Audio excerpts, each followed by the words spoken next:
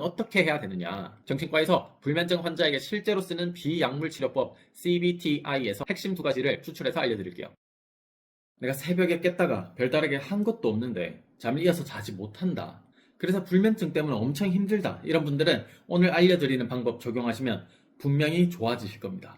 2시, 3시, 매일 이 시간만 되면 눈이 막 떠집니다. 다시 자려고 눈을 감으면 정신은 점점 또렷해지고 어제 있었던 일, 내일 해야 할 일이 머릿속에서 막 뒤엉키기 시작하죠. 이거 흔히 습관 아닙니다. 건강 위험 신호예요. 이런 수면 박탈이 계속되면 면역 체계가 무너집니다. 실제로 암 환자들 대상으로 수면 시간과 사망 리스크를 분석한 연구가 있습니다. 일본의 20만 유튜브 채널 의사이자 암 전문의 사토 노리히노 박사의 설명에 따르면 이렇게 7시간을 기준으로 짧아져도 길어져도 건강 위험의 리스크가 올라갑니다. 오늘 수면제 없이 정신과에서 실제로 쓰는 치료법 기반으로 다시 푹 잘 수 있는 방법을 정리해 드릴게요. 오늘 주제가 내 일 같다. 공감이 되시면 구독, 좋아요 부탁드립니다. 왜 하필 새벽 2시, 3시쯤에 우리가 깨는 걸까요? 우리 몸에는 코르티솔이라는 스트레스 호르몬이 있는데 이게 원래 새벽에 서서히 분비되면서 아침에 부드럽게 깨워주는 역할을 합니다. 근데 스트레스가 만성적으로 쌓이거나 수면 리듬이 흔들리면 코르티솔이 새벽에 필요 이상으로 과다 분비가 됩니다. 아직 잘 시간인데 눈이 번쩍 떠지는 거예요. 문제는 이게 계속해서 반복이 된다는 겁니다. 한번 깨면 다시 잠들기가 어렵고 수면 시간이 계속 부족해집니다. 대장암 환자 1175명을 추적한 연구에서 수면 시간이 표와 같이 7시간인 사람 대비 5시간 이하는 사망 리스크가 2.1배, 9시간 이상은 0.3배였다고 합니다. 이건 비단 대장암에만 해당하는 게 아니라고 합니다. 유방암, 방광암 등 또 다른 암에서도 비슷한 결과가 확인되고 있다고 합니다. 새벽마다 깨는 게 단순히 피곤한 문제가 아니라 내 면역이 서서히 무너지고 있다는 경고 신호일 수가 있습니다. 그러면 어떻게 해야 되느냐? 정신과에서 불면증 환자에게 실제로 쓰는 비약물 치료법 CBTI에서 핵심 두 가지를 추출해서 알려드릴게요. 미국 국립보건원, 미국 수면학회, 미국 내과학회 등에서 모두 수면제보다 먼저 이걸 한번 해보라고 권고를 하고 있습니다. 자, 첫 번째, 자극 조절입니다. 잠을 못 자는 분들은 침대에서 깨어있는 시간이 아주 길잖아요.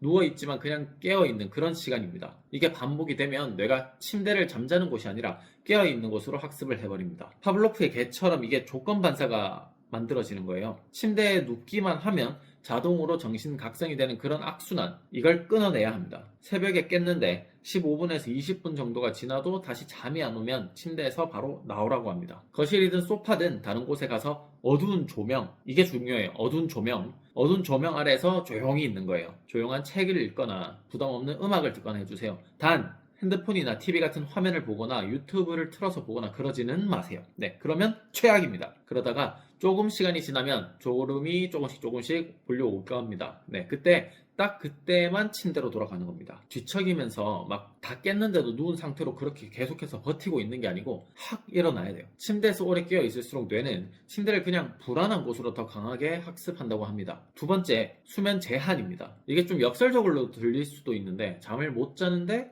누워있는 시간을 줄이는 게 이게 맞는 건가 싶지만 이게 바로 이 CBTI에서 가장 강력하게 추천하는 방법입니다. 내가 8시간 누워있는데 실제 수면 시간이 5시간 정도이면 나머지 3시간은 자는 게 아니고 그냥 뒤척이며 깨어있는 그런 시간이잖아요.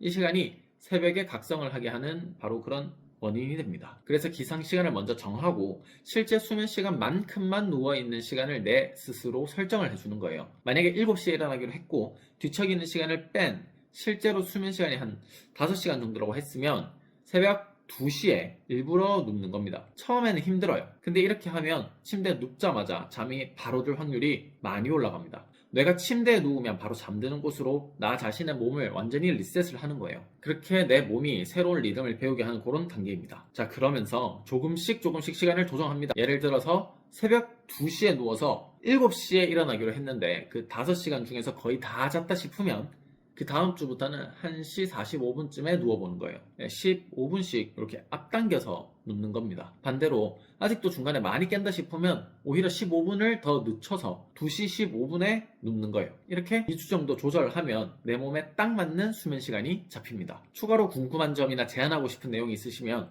아래 고정 댓글로 남겨주세요. 오늘 내용을 정리를 하자면 새벽 2시에서 3시에 자꾸 깬다는 거는 단순히 잠을 설치는 게 아니고 코르티솔 리듬이 흔들리고 있다는 신호이고 이게 반복이 되면 오늘 얘기했다시피 면역이 무너질 수가 있습니다. 수면제 없이 해결하는 핵심은 CBTI에서 제안하는 두 가지 방법. 깨면 침대에서 바로 나와라. 그리고 침대에 누워있는 시간을 강제로 줄여라. 처음에는 조금 힘들 수가 있습니다. 단기적으로는 오히려 잠을 더 설칠 수가 있어요.